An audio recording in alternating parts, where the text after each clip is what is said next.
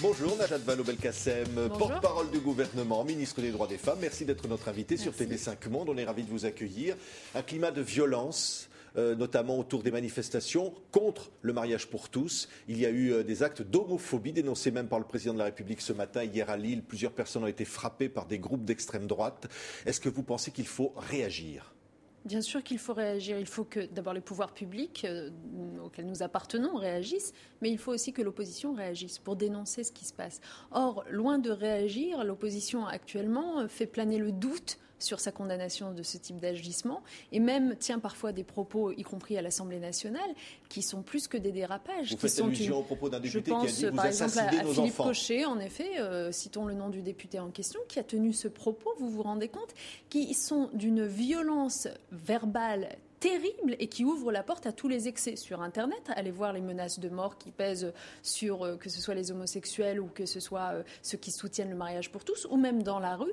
Et c'est vrai qu'on a eu droit à un certain nombre d'agressions ces dernières semaines, ces derniers mois. SOS Homophobie fait état d'une recrudescence des agressions homophobes de 3 fois plus importante que celle qu'on constate habituellement. Vous dites que l'opposition porte une responsabilité dans cela ? Je crois que l'opposition doit condamner très fermement et sans la moindre ambiguïté ce qui est en train de se passer, qui est absolument intolérable, à savoir la mobilisation de quelques groupuscules radicaux hyper militants qui à la fois constituent des comités d'accueil inacceptables aux élus, aux ministres, aux institutions et qui en plus procèdent, comme dans le cas du bar lillois, à des actes d'une violence inouïe.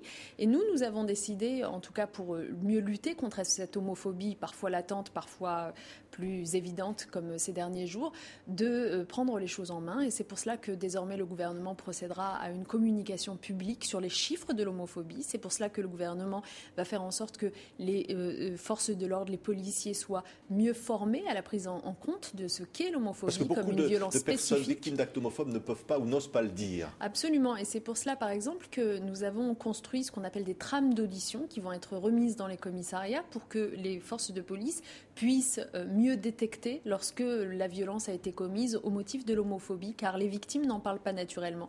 Et les victimes en parlent très peu parce qu'il y a comme une espèce de tabou qui pèse sur ce sujet de l'orientation sexuelle et qu'aujourd'hui, avec le projet de loi mariage pour tous, nous voulons en finir avec ce tabou. Nous voulons donner des droits à ceux qui, au fond, ont l'orientation sexuelle qui est la leur, qui sont ceux qu'ils sont, mais qui doivent être autorisés à avoir une vie de famille, à avoir une vie de couple.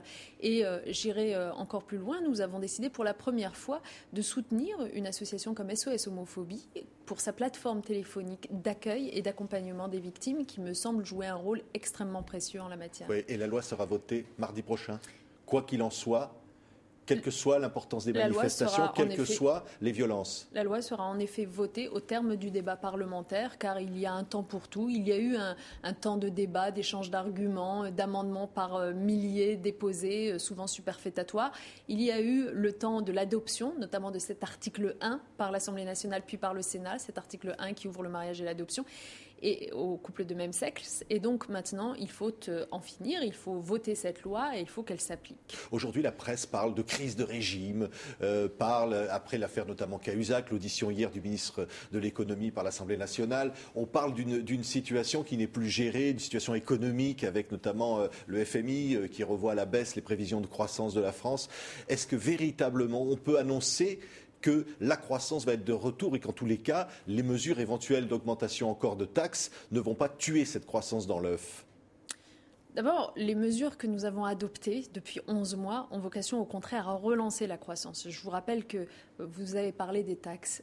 Bien sûr qu'il y a eu un effort de redressement des comptes publics qui est passé notamment par les recettes, donc les prélèvements obligatoires. Mais ces prélèvements obligatoires, ils ont été augmentés essentiellement sur les plus grandes entreprises. Au contraire, on a sanctuarisé l'activité des PME pour leur permettre justement de créer de l'activité et sur les ménages les plus aisés. Et Par ailleurs, nous faisons des efforts énormes en économie sur les dépenses publiques de l'État, comme il n'avait jamais été fait auparavant. Donc, nous veillons à redresser les comptes publics sans affecter la croissance et au contraire en la soutenant grâce au pacte de compétitivité pour l'emploi qui va permettre de créer des emplois dans les entreprises. Vous voyez par exemple les Pays-Bas qui relèvent apparemment la pression, qui décident finalement de relâcher la pression. Oui, les Pays-Bas relâchent la pression car ils s'apprêtaient auparavant à mettre en œuvre une politique d'austérité.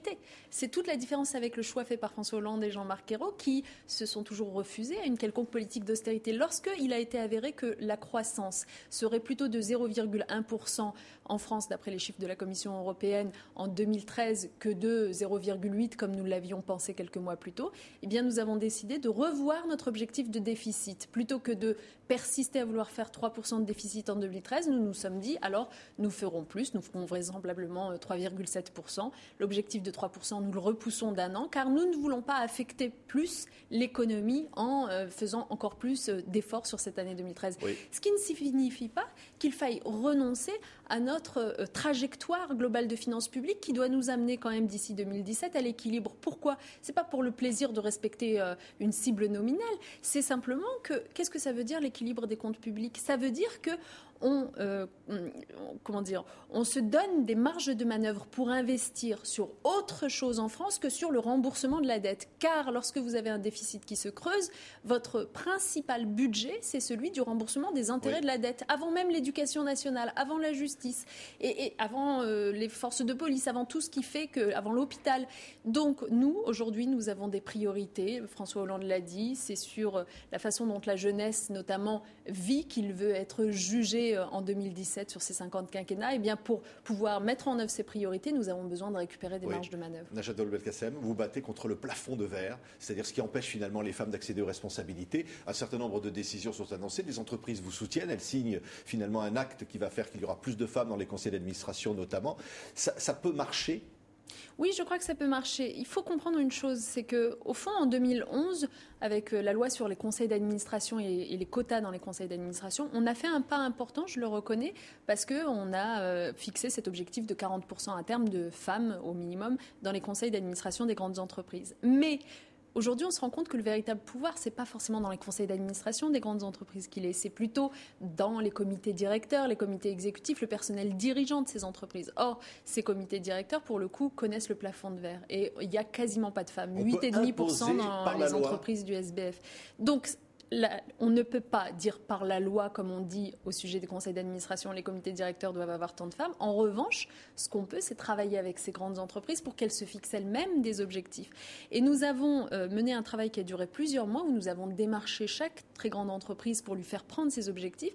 Et il y a une semaine, nous avons signé une vingtaine de conventions dans lesquelles les entreprises, pour vous donner un exemple, par exemple le groupe Accor, s'engage d'ici 2017 à avoir 40% de femmes dans son comité directeur. C'est extrêmement important. Ça n'est pas les seuls engagements pris. D'ailleurs, il y a la féminisation des personnels dirigeants.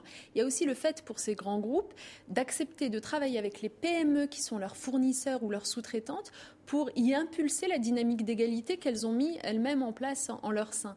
Et c'est très important parce que moi, je crois beaucoup à ça, à l'appropriation par les entreprises de la dynamique d'égalité entre les hommes et les femmes, pas simplement comme d'un principe dans l'absolu, mais comme un facteur de performance. C'est de la performance économique. Najat Vallaud-Belkacem, le Festival de Cannes a annoncé sa programmation pour le prochain festival. Une seule femme en compétition, Valéria Bruni-Tedeschi, sur l'ensemble des films en compétition. Chaque année, on dit le festival finalement ne se féminise pas. Ça vous déçoit, une seule femme dans la compétition à Cannes ? On peut le regretter, ça avait d'ailleurs été souligné l'année dernière. En même temps, je pense qu'il faut prendre les choses dans le bon sens. La question qui se pose aujourd'hui, c'est est-ce que nous avons suffisamment de femmes qui sont formées, qui sont accompagnées, soutenues dans leur volonté de devenir réalisatrices ? Il y en a, je ne dis pas que ça n'existe pas pour le coup, qu'on ne nous fasse pas le coup du vivier, mais c'est vrai qu'il y a une avance qui a été prise, on va dire, par les hommes en la matière par rapport aux femmes. Mais elle ne se rattrape pas apparemment. En tous les cas, le festival ne met pas plus en avant les femmes que ça. Moi, je souhaite qu'on puisse les mettre davantage en avant, mais c'est toute la question, c'est au-delà du Festival de Cannes, de notre politique culturelle, dont on pense souvent qu'elle est un secteur plus éclairé que les autres, et donc que s'agissant de parité homme-femme, eh bien les choses vont de soi. Et en fait, quand vous regardez la direction des grands établissements publics, enfin des grands établissements culturels, etc., des grandes scènes, vous vous rendez compte qu'il n'y a pas beaucoup de femmes, pour pas dire quasiment pas. Mais donc ça veut dire qu'il y a par exemple une parité en compétition à Cannes, c'est pas possible ça. Imposer au jury, non. Une parité, c'est très compliqué pour les raisons que j'évoquais tout à l'heure à propos des comités directeurs dans les entreprises. C'est qu'à un moment donné, il y a une part de liberté dans le choix du jury. Donc je pense qu'il faut quand même la préserver. En revanche, on peut travailler sur l'amont. On peut vraiment travailler sur l'amont. Vous souhaitez que ça s'améliore. Et pour que ça s'améliore, eh bien, il faut en effet, notamment lorsque les pouvoirs publics subventionnent des scènes, ont un rôle dans la nomination, etc., que les pouvoirs publics, eux, se fixent de tels objectifs de féminisation et de plus grande parité, oui. Merci Najat Vallaud-Belkacem, porte-parole du gouvernement et ministre des Femmes, d'avoir été l'invitée de TV5 Monde.